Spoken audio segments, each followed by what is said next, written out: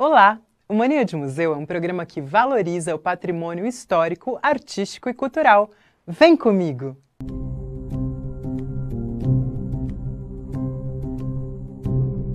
Educa TV apresenta Mania de Museu. Imagine se existisse uma máquina de transporte imediato, daqui para o Japão. E se fosse uma máquina do tempo? Produção?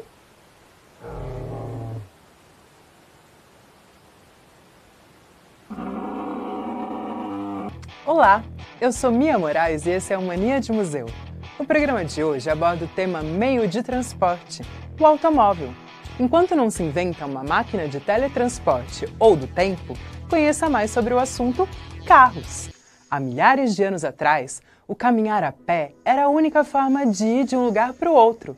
Ao domesticar animais como cavalos, camelos ou elefantes, eles passaram a transportar pessoas, alimentos, utensílios, entre outros. O transporte aquático foi o que teve uma das primeiras invenções para cruzar rios ou mares. Começou com tronco de madeira, jangadas, com evolução para canoas e botes. Com a criação da roda, ocorreu uma revolução no transporte terrestre. O antropólogo norte-americano David Anthony é autor do livro O Cavalo, a Roda e a Linguagem. Ele explica que os mesopotâmios, por volta dos anos de 3000 a.C., já utilizavam uma roda que girava em torno de um eixo para produzir cerâmica. Surgiu naquele momento o conceito da roda como eixo.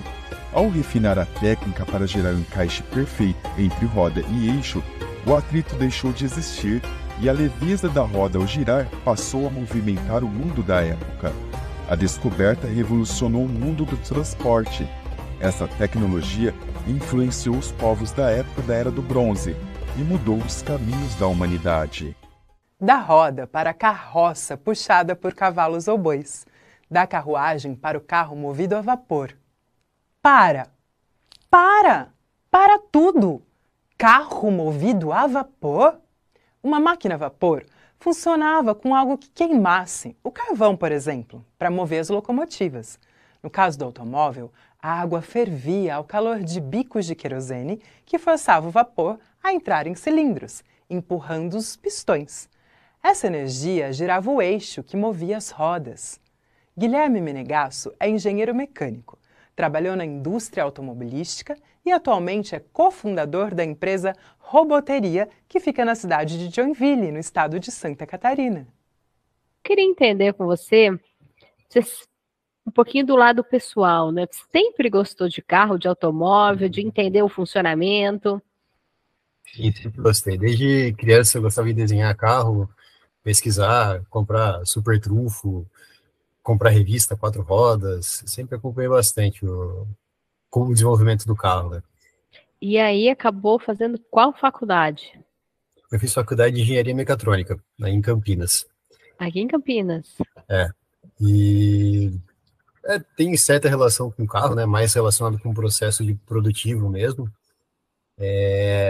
E algumas funcionalidades do carro, né? Tem muita coisa que é controlada por computador, elétrica, né? Hoje os carros têm muita coisa disso. Você falou um pouquinho aí dessa tecnologia envolvendo o carro, né? Que Sim. acaba controlando alguns automóveis. Então explica pra gente, né? Desse estudo, dessa paixão por carro, né? Teve muita mudança, desde o primeiro carro até o que a gente tem hoje. Dá para resumir? Teve muita mudança, sim. Os primeiros carros, eles eram muito tentativa e erro, né? Eram movidos a vapor, carvão, gasolina, tinha carro elétrico também, obviamente que não era com a autonomia do carro de hoje, mas já existia. Eram feitos de madeira, bronze, um pouco de aço. A borracha foi introduzida ali mais no início do século XX. E tem muita coisa de carro, né, envolvendo segurança, evolução dos materiais, evolução do próprio carro em si. E hoje o carro ele é muito mais as montadoras têm feito como um espaço para você viver dentro dele, né? Conectividade, você está sempre antenado com o seu celular, né? Comunicação, com o GPS. As facilidades para direção também, né? Você tem muito mais auxílios hoje para o motorista, muito mais funcionalidade que o carro pode assumir e deixar você mais seguro. Então, sim, houve uma evolução gigantesca. A função continua sendo transportar pessoas, mas hoje de uma maneira muito mais confortável do que há 100 anos atrás. E como que era? Dá para dizer como que era o primeiro carro aí que foi vendido? O que que ele tinha? Como que ele conseguiu andar? Pois é, o primeiro carro tem muita divergência do primeiro carro, né? Não divergência, na verdade, vários lugares do mundo tiveram, né, evolução aí das carroças, né, que eram movidas a força tração animal para tração a vapor. Então, houveram soluções na França, na Inglaterra, na Itália, se eu não me engano, também tiveram alguns inventores, Alemanha. No Oriente Médio, eu não sei te dizer, pode ser que sim, difícil dizer, não encontrei nenhum registro disso. E eles eram movidos a vapor, né, quando ficou autônomo, né, mas considerando as carroças, era tração animal. Então era o vapor que movia os nossos carros lá atrás. Exato, vapor. E como surgiu aí o que a gente conhece hoje, a gasolina, o etanol, o diesel? Sim. Os primeiros carros movidos a combustão interna, né, que são esses motores a diesel, etanol, gasolina que nós temos hoje, surgiram ali no finalzinho do século XIX, né, 1880, 1890. E eram bem rudimentares, também não tinha partida elétrica, né, a partida era uma manivela que a pessoa girava e fazia o carro da partida. O carro andava até 20, 30, 50 quilômetros por hora, né? Não era um negócio super rápido. Era mais rápido que uma carroça, né? E não tinha que dar água para os cavalos também, né? Tinha que dar água para o motor ou colocar gasolina. Então ele houve esse primeiro passo nesse período, e os carros como nós temos hoje, os mais parecidos, começaram na década de 30, 40, que começou a ter o teto, um motor, de certa forma, mais eficiente, mais cilindros, pneus de borracha, rodas ali migrando de madeira para aço, e o motor de partida também, né? Não precisava mais usar manivela para dar partida. E aí, ao longo das décadas, eles foram realmente melhorando, né, os materiais, a qualidade, a construção do carro, a popularização do carro também, né, com a produção em massa, viabilizou muito o acesso de outras pessoas. Era caro ainda, claro. E a tecnologia, o Guilherme, sempre andou ali de lado a lado, né, com essa evolução do carro. Sim, sempre. Tanto no desenvolvimento de materiais, quanto na automação, computação, a mecânica, soluções para redução de atrito, né, dos motores, a introdução da borracha, refrigeração à água, tecnologia dos vidros, tecnologia de conforto interno mesmo, construção do carro. Teve muita coisa que foi desenvolvida, e isso está sempre ligado também com as competições automobilísticas, que são um laboratório para o desenvolvimento dos carros, né? Tanto para a parte de eficiência quanto de segurança também dos carros. Então, muita coisa que nós temos hoje são oriundas das corridas, até mesmo da indústria aeronáutica, como o ABS. Então, o carro ele foi agregando muita tecnologia ao longo dos anos. E o que esperar dos próximos carros, né? Será que a gente vai ver igual nos desenhos, voando e tudo mais? Porque é tanta tecnologia, tanta evolução. Sim. Olha, eu acredito que sim, viu?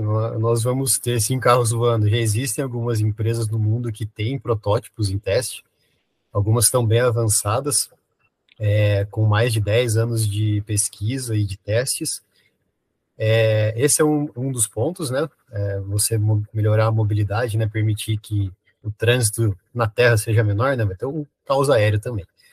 E as montadoras também têm visado muito a questão do carro autônomo, né? Que você entra no carro, digita o destino e ele te leva até aquele destino em segurança e coordenado com outros veículos. Então o carro, ele, acaba sendo uma extensão da nossa vida, né? Ele é quase uma sala de estar móvel.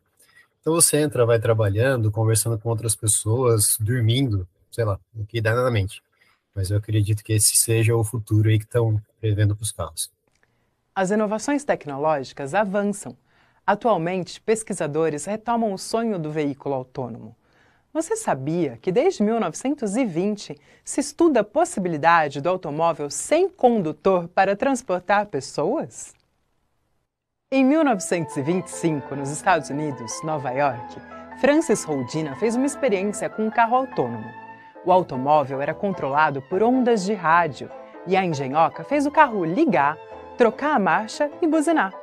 Mas o operador perdeu o controle do carro durante o trajeto e fez o carro colidir com outro.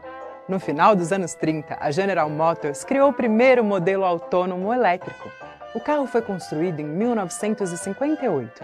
Ele era guiado por campos eletromagnéticos e operado também via onda de rádio. Na década de 1960, um carro com uma câmera foi projetado para detectar e percorrer uma linha no chão. E esse foi o Stanford Cart, criado por Jamie Adams. Na década de 1970, os japoneses aprimoraram essa ideia. Pesquisadores da Universidade Carnegie Mellon criaram o NavLab 5. O automóvel foi o primeiro a percorrer longa distância com controle de velocidade e freios. No século XXI, em apenas 20 anos, as pesquisas sobre automóveis autônomos evoluíram. Atualmente, a Google criou o Waymo, passeio com carros autônomos em operação pelas ruas norte-americanas. Assista à experiência que a professora doutora Débora Cristina Lopes da Costa, da Escola Fadinha Azul, teve ao passear nos Estados Unidos com um carro autônomo. Eu nunca tinha imaginado dirigir um carro autônomo. E você? Eu sou Débora Costa, professora universitária e professora na Rede Municipal de Campinas, e hoje quero dar o meu depoimento sobre essa experiência de dirigir um carro Tesla. Em setembro de 2022, eu participei de uma imersão nos Estados Unidos sobre inovação e tecnologia, que nos proporcionou conhecimento sobre a evolução da ciência de dados e da inteligência artificial. Além disso, tivemos algumas experiências na prática. No dia seguinte, após termos visitado uma concessionária Tesla e ter conhecido carros incrivelmente lindos e com design e tecnologia modernos que chamam a atenção, fomos surpreendidos com um dos modelos na garagem da casa, onde ficamos durante o período da imersão para termos a experiência de conduzir um modelo Tesla. O carro não possui chave e você recebe um cartão que funciona como chave para travar e destravar as portas e ligar o carro. Nem é preciso dizer que o carro é silencioso e tem uma arrancada incrível, e a sensação de estar no comando de um dos carros mais inteligentes do mundo é uma sensação indescritível. O painel de bordo é um sistema de navegação que traz todas as informações do percurso, destacando o que o carro está vendo entre faixas de pistas, outros veículos, objetos da estrada, placas de sinalização e semáforo. Além disso, no computador de bordo, ou painel de controle, você tem todas as funções e comandos disponíveis no carro com acesso à internet, podendo acessar a web, o YouTube, ouvir músicas no Spotify e até assistir Netflix, acredita? Todos os controles e as funções do ar-condicionado, ajuste dos espelhos, do retrovisor, são feitos diretamente nesse painel de controle por meio de touch. Bom, o primeiro ponto que chama atenção ao ligar o carro é o silêncio. Não tem ruído algum e é extremamente leve. Sua arrancada é muito potente e atinge alta velocidade em poucos segundos.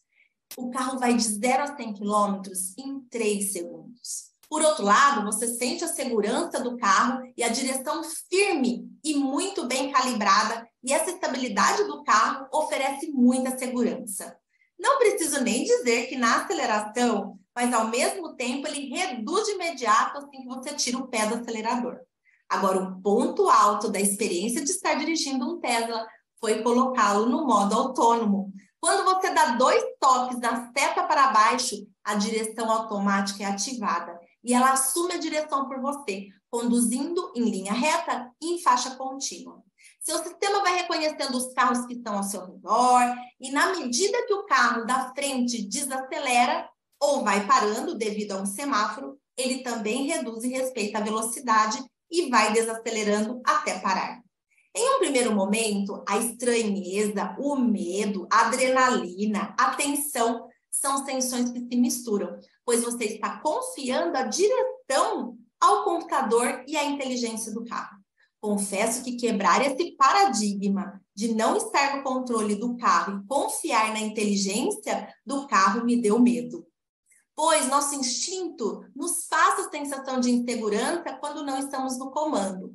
Mas, como tudo é controlado e demonstrado no painel, fui relaxando e desfrutando dessa experiência única do momento. Vai pro lado de lá? Sim. É que ele acelera rápido e ele freia rápido.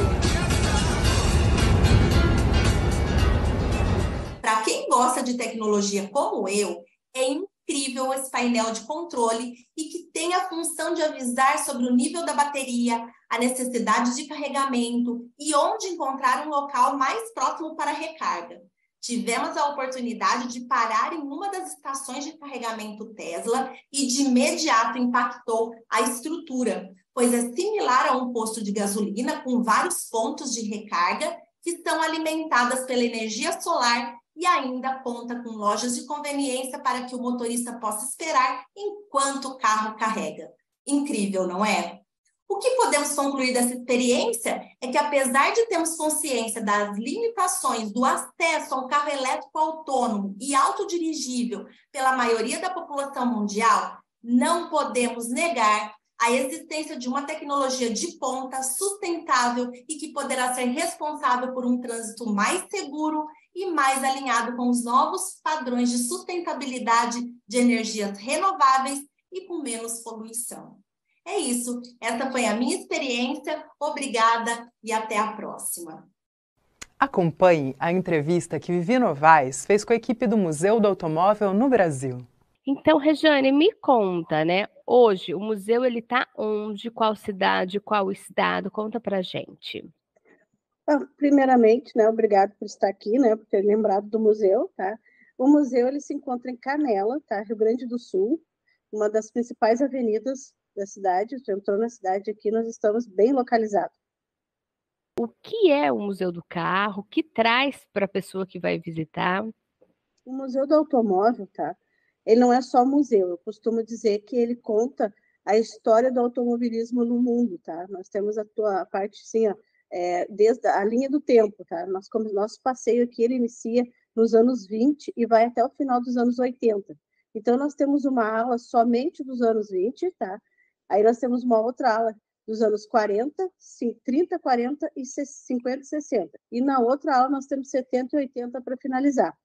Aqui tu vai encontrar raridades, nós temos aqui unidades que é exclusivos aqui do museu, exclusivo nosso aqui, muitas unidades de brasileiros que tentaram fazer algo diferente para a época, tá? A gente tem aqui uma história muito linda, que é do Democrata, tá? É uma história bem diferente, é uma história nacional, do automobilismo nacional. A gente tem aqui uma réplica de um posto de gasolina do final dos anos 80, dos anos 50, desculpa, e muita, a gente tem placa, a gente tem fachada de posto de gasolina dos anos 20, bomba de gasolina, é uma coisa assim, ó, é impressionante o acervo que a gente tem aqui hoje. São 48 automóveis, tá? Todos eles recuperados, todos, feita a recuperação, todos eles andam em estado de hibernação, eles se encontram hoje, tá? Mas se tu colocar ali o combustível, colocar a bateria, colocar ele para rodar, tá? Ele anda perfeitamente. E esses automóveis foram para como aí? Esses automóveis, a maioria, 89% deles é importado, tá? O proprietário do museu, ele é um apaixonado por carros, são 2 irmãos, tá? São os irmãos Azambuja. Eles têm uma empresa que recupera, tá, de restauração, que é a Azambuja Collector. Então, a maioria desses carros foram importados e foram todos eles restaurados em Passo Fundo e vieram para o acervo deles. Ô, Regiane, eu vou ter que abrir um parêntese aí. Numa outra fala sua, você disse que tem uma história linda do Democrata.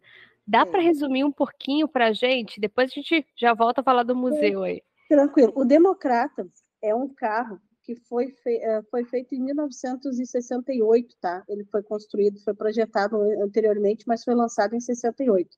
Esse carro, ele foi idealizado pelo Nelson Farias, tá? Ele criou a IBAP, que era uma indústria brasileira de automóveis de Petrópolis. Só que ele teve uma ideia totalmente diferente para a época, tá? O carro, ele era em fibra. Por que ele fez esse carro? Esse carro, a ideia dele era tornar um carro popular, que a família brasileira, a classe média, tivesse acesso ao carro, ao automóvel, que na época não era uma coisa tão acessível. Lá tinha uma pessoa na família que tinha um automóvel, né? Não é o que nós temos aí hoje. Então, ele projetou fez esse projeto em fibra, tá? Com peças totalmente nacionais, e ele criou uma outra ideia, que para a época, nossa, extremamente inovadora, inteligente, né? Ele criou um sistema de cotas, tá? Tu comprava uma parcela da empresa dele. Tu era sócio, tu era acionista da empresa dele e do Democrata. Ele conseguiu vender 89 mil cotas, tá? 89 mil brasileiros apostaram no Democrata. Só que daí ele enfrentou, na época, o regime militar, né? Ele enfrentou o regime militar na época, o governo, né, atual, e também as grandes montadoras. Né? Aí teve a GM e a Ford, que acharam, né, que aquilo era uma afronta, né? Quem pensava que ele era, né? Juntamente com o governo, juntamente com as grandes montadoras, tá? Eles montaram uma fake news, utilizando a revista da época, que era Quatro Rodas, e que o carro dele era um godo, que aquilo ali as pessoas seriam lesadas, entendeu? Então, não apostassem, como se ele estivesse dando um golpe. 3 anos depois, ele conseguiu provar na justiça que não havia nada disso, que era totalmente legal, apenas ele tinha tido uma ideia bem à frente à sua época, né? Mas, enfim, ele acabou, então, né, não podendo levar o projeto dele adiante. Esse carro foram produzidos 5 unidades, tá? Só que 4 foram desmontadas. E a unidade original, que era a que ele colocava dentro de um caminhão e viajava pelo Brasil inteiro, parava em Copacabana, parava nos principais pontos para mostrar o projeto dele, para vender as cotas, né, da empresa dele. Esse é o único carro que é original, montadinho, nunca foi desmontado, e ele se encontra aqui no museu.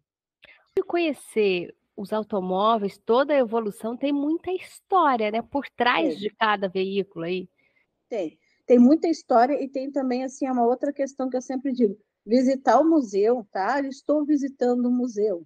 É uma coisa, né, que as pessoas levam aquela ideia, assim, do sem graça, né? Mas não é. No momento que tu passou a primeira cortina, já te vem memórias, tá? As pessoas vêm aqui, se emocionam, contam histórias. O Democrata mesmo, a família do senhor Nelson, esteve aqui, fez uma homenagem para eles, foi bem emocionante, tá? É o único exemplar existente. Outras pessoas vêm, olha, esse carro meu avô tinha, meu pai tinha, aí contam as histórias, se emocionam. Tem pessoas que perdem 1 hora aqui, ficam 1 hora aqui dentro, em volta das suas memórias, e nos contam, e se emocionam, sabe? Então, é uma coisa que desperta muita lembrança. Então, eu digo que visitar o museu não é só uma visita, é uma experiência que tu adquire aqui. E as crianças me contam como que é a experiência delas quando elas chegam aí. Elas ficam maravilhadas, né? Elas ficam, olha, o carro... Até porque a gente tem um Hudson aqui, que é do desenho do Relâmpago McQueen, né? Que é o Hudson Horn, que elas reconhecem esse carro, né? Elas falam, o carro do desenho, né? Tem 2 carros aqui, eu tenho da Quadrilha de Morte e tenho do Relâmpago McQueen, o Hudson Horn, né? Então, eles ficam maravilhados. Era assim, como é que eram os carros? Bom, quando elas veem o Cadillac, então, elas ficam impressionadas, né? O Cadillac, ele é extremamente, uma dimensão, né? Ele tem uns 6 a 7 metros, né? Então, elas se apavoram com o tamanho dos carros, que hoje em dia é tudo compactado, né? E cada carro é uma obra de arte, né? Inclusive, a gente tem uma sala de miniatura, que eu esqueci de falar, tá? Nós temos uma sala de miniatura, tá? Que é uma salinha que a gente compôs aqui. Tem miniaturas vindo do mundo inteiro, tem raridades, né? E isso tem mais esse detalhe, né? E como visitar o museu? Dia, horário, paga, tem que fazer agendamento? O horário é das 9 da manhã até as 18 horas, tá? Todos os dias. Pode adquirir o ingresso pelo nosso site, tá? Ou pode adquirir pelo Instagram também, pelo site. Há mais museus de automóvel pelo Brasil. Você pode conhecer na cidade de São Paulo, de Curitiba, na cidade de Campos do Jordão. O acervo de cada um varia de 100 a 500 automóveis. Faz um Google que você encontra a página de cada um deles, com mais informações e fotos de algum dos carros mais famosos. De qual carro você gosta mais? Aqueles que tem um buraco que dá pra levar as coisas, sabe? A geladeira, sei lá, algumas coisas. Então, é mais o que eu gosto. Caminhonete. É um carro que é um pouquinho azul e um pouquinho preto, que é do meu papai. É o Uno, ele é bem pequenininho e fofinho. A Empresa Municipal de Desenvolvimento de Campinas, a INDEC, possui programas educativos, entre eles o Programa de Educação no Trânsito e a Mini Cidade. Vamos para mais um bate-papo com Vivi Novaes. Então, Caio, quando a gente fala em trânsito, né, a educação não é só do motorista, né? O pedestre tem que também entender, o ciclista, todo mundo. O conceito de mobilidade urbana, a gente fala bastante sobre isso aqui no setor de educação da INDEC, é que ele é um conceito importante para a gente pensar a cidadania, porque através da mobilidade urbana a gente acessa diversos outros direitos da pessoa. Então a pessoa consegue acessar a educação, ela acessa a saúde, ela acessa um parque, né, lazer, cultura, museus, através da mobilidade urbana. Então ela seria uma espécie de direito que permite a gente acessar outros direitos, né? Então, nesse sentido, sem dúvida alguma, a educação para o trânsito ela não visa só atender aos condutores de veículos automotores, mas a todos aqueles que participam ali da vida, né, urbana em vias públicas, né? Mas certamente o que a gente tenta criar através de uma cultura de paz é um entendimento de que todos nós, em algum momento, né, da nossa trajetória de um lugar a outro, a gente é pedestre. Então, todos nós, de certa forma, temos que ter uma educação pensando no pedestre, porque ele é a pessoa que está mais, é uma pessoa que está mais, enfim, está mais próxima, né, de sofrer qualquer tipo de acidente, ela é menos protegida pelos veículos, pelos modais de transporte. Então, por isso que todo mundo tem que ter uma cultura que olhe para os pedestres, né, que se sinta parte daquilo, que tenha uma autoconsciência, né, dessa experiência. É mais ou menos isso que a gente trabalha aqui com o conceito de mobilidade urbana, como a gente entende ele. E como que vocês desenvolvem, né, essas ações? Já que a gente está falando que não é só o motorista, tem o pedestre, todo mundo está envolvido nessa mobilidade urbana. Por onde que vocês começam? Olha, a gente trabalha literalmente com todas as etapas de ensino nas escolas, porque a gente acredita que a educação para o trânsito, ela começa já desde a tenra infância. Então a gente tem teatro de fantoches, a gente oferece a minicidade para o ensino fundamental, os anos iniciais, né, o antigo Fundamental 1, os anos finais a gente oferece o A Gente Aprende, A Gente Ensina, que é uma espécie de palestra, onde se conversa mesmo sobre os diferentes modais de transporte, os melhores comportamentos no trânsito para evitar sinistros e outros tipos de eventualidades que podem acontecer. E o ensino médio também a gente oferece atividades, né? A gente tem hoje o Gabaritando na Segurança Viária, onde um agente da mobilidade palestra sobre segurança no trânsito, e a gente também tem o PARTE, né, que é uma parceria com o hospital da Unicamp, com o hospital da PUC, onde os alunos são levados ao hospital e recebem palestras de SAMU, Polícia Rodoviária Federal, Polícia Rodoviária de São Paulo, SAMU, os médicos, e depois eles passam pela ala de trauma dos hospitais, então eles têm esse conhecimento mesmo, né, dos perigos, né, de se tomar atitudes imprudentes ou de consumir álcool durante um trajeto no qual você vai ser condutor, né? Então a gente começa na escola, mas a gente tem atividades também nas mais diversas situações. A gente faz atividades no carnaval, a gente faz atividades em bares, né? A gente conversa nas ruas com os transeuntes, então a gente tem uma atividade que a gente fala sobre repensar e reduzir a velocidade ali em vias de grande fluxo, na John Boyd, na Moreiras, em outras paragens. Então a gente tem um monte de atividades, algumas um pouco mais específicas, outras um pouco mais amplas, que atendem a toda a população de Campinas. E, Caio, o que me chamou a atenção, você disse aí, né, começa a ensinar essa educação no trânsito desde pequenininho, né? Sim. Por que ensinar as crianças já?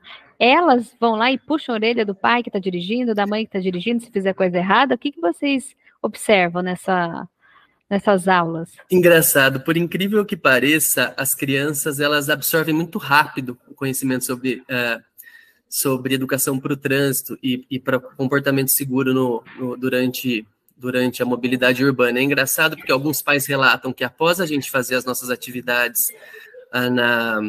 nas escolas, os filhos começam a reparar, né, em algumas imprudências, né?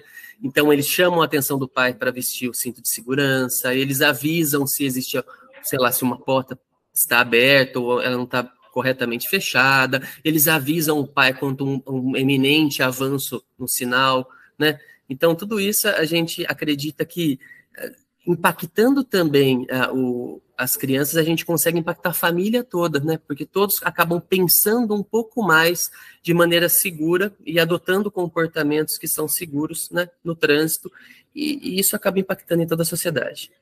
E uma coisa que chama a atenção que vocês oferecem é a minicidade. Uhum. O que tem nela?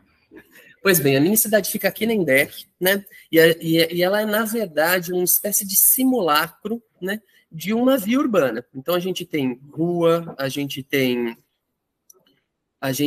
faixa de pedestres, né, travessia de pedestres, a gente tem foco semafórico, tem sinalização vertical e horizontal, né? E nessa cidade, a gente oferece algumas atividades nela. Então, a pessoa pode circular com a bicicleta, né? A criança pode circular com a bicicleta, mas também a gente oferece uma atividade de uma espécie de ônibus imaginário, onde, através da participação no percurso, vai se conversando sobre as diferentes sinalizações de trânsito, a importância de adotar comportamentos seguros, como fazer a leitura correta de uma determinada sinalização, né?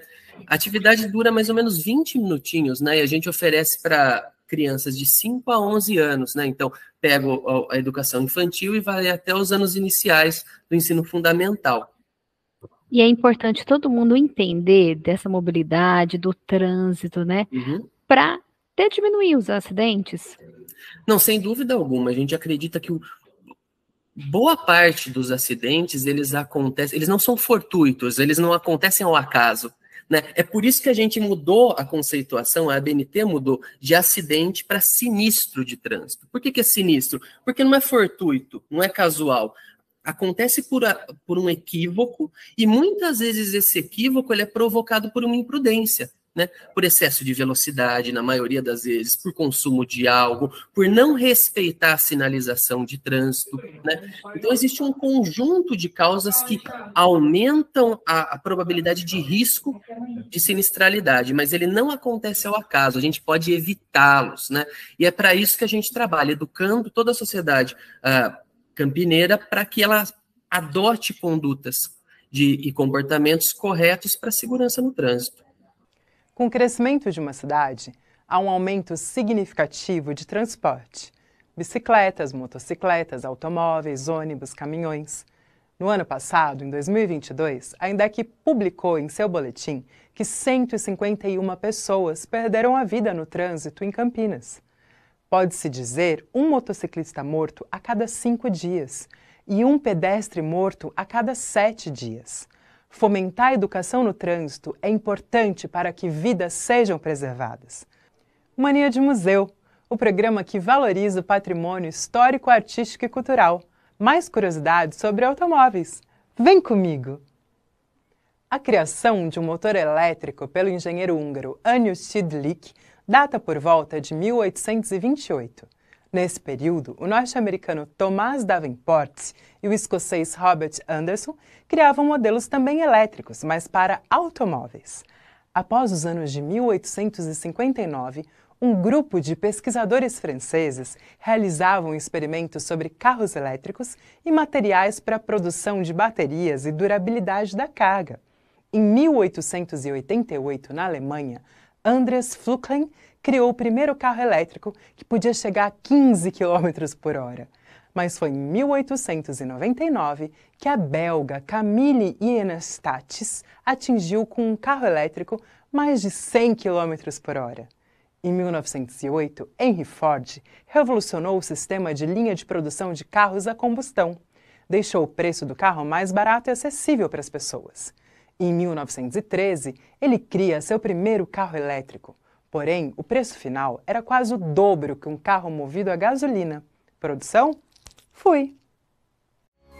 Curiosidades. O Volkswagen é a empresa que em 1930 cria o carro mais popular da história.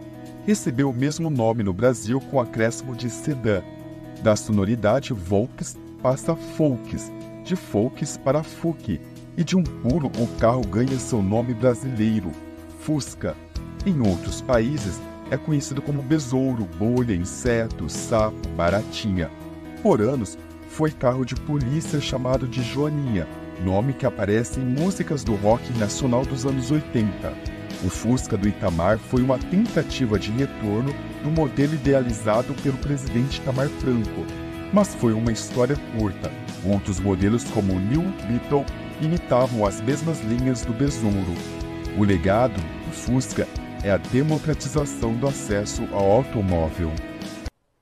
Assista ao depoimento de Yara Juliano sobre sua paixão pelo Fusca.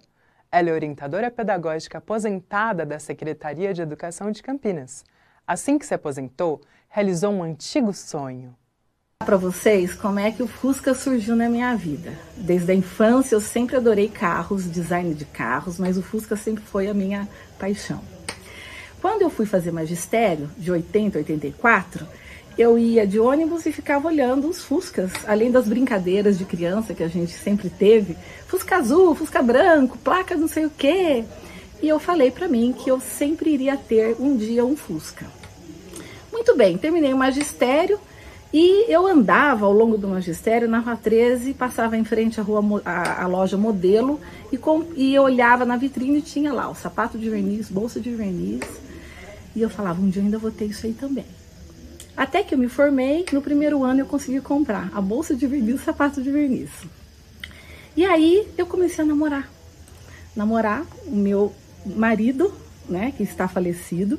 E aí ele um dia ele falou assim para mim, a gente tem que ter vamos ver o que a gente vai fazer de projeto de vida. Aquele dinheirinho que eu tinha guardado, a gente comprou uma linha telefônica. Aliás, eu comprei duas, ele comprou uma. E o sonho do Fusca foi ficando para trás. Eu trabalhei 36 anos na prefeitura e tive meus filhos e de repente a vida me colocou numa situação de aposentada e viúva. Até que eu fui verificar algumas contas no banco e meu marido deixou um dinheiro e avisou a todos que seria para realizar o meu sonho. Meu Fusca está comigo, curto meu Fusca, é uma doce lembrança e uma conquista maravilhosa. E hoje eu curto meu Fusca com a minha mãe, com os meus sobrinhos e com a minha neta, que acabou de nascer, é uma delícia. Yara realizou o sonho de ter um Fusca. Meio de transporte, automóvel. Esse foi o assunto do Mania de Museu de hoje. Se você tem uma coleção de carros, selos, moedas, canetas ou um objeto que poderia estar num museu, tire uma foto e envie para o programa. Aponte o celular para o QR Code que aparece na tela. Sua foto ficará no site da Educa TV Campinas, na Galeria Mania de Museu. Eu quero ver sua foto lá, hein? Siga a Educa TV nas redes sociais. Tchau, tchau! Educa TV apresentou Mania de Museu. Prefeitura de Campinas, Secretaria de Educação, Produtora Rio Brasil Digital. Educa TV Campinas, um mundo de conhecimento para você.